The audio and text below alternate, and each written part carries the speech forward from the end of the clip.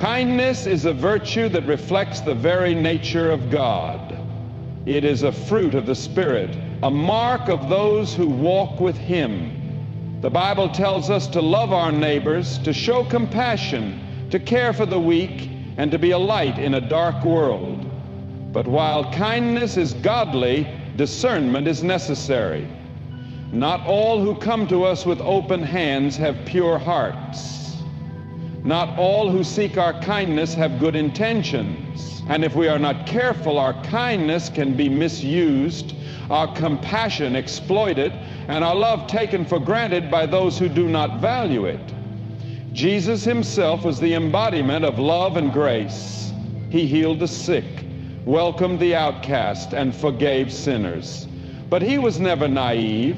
He saw through the hypocrisy of the Pharisees. He discerned the motives of the crowds, and He did not entrust Himself to those who only followed Him for what He could give them. He knew the hearts of men. He knew that while some genuinely sought the truth, others only wanted to manipulate, deceive, and take advantage. His kindness was never without wisdom. His compassion was never without discernment. Many of us have been taught to be kind to everyone, to give without question, to always say yes, to never turn anyone away. But that is not biblical kindness. That is people-pleasing. And people-pleasing will drain your spirit, rob you of your joy, and leave you exhausted, carrying burdens you were never meant to bear. There is a difference between being kind and being used.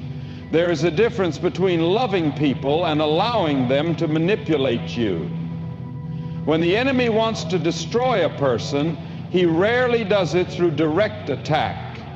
He sends people who will take advantage of your kindness, who will drain you emotionally, spiritually, and even financially.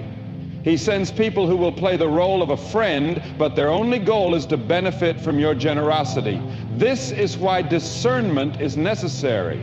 You are called to love, but you are not called to be blind. You are called to be compassionate, but you are not called to be a doormat. You are called to help others, but you are not called to enable irresponsibility.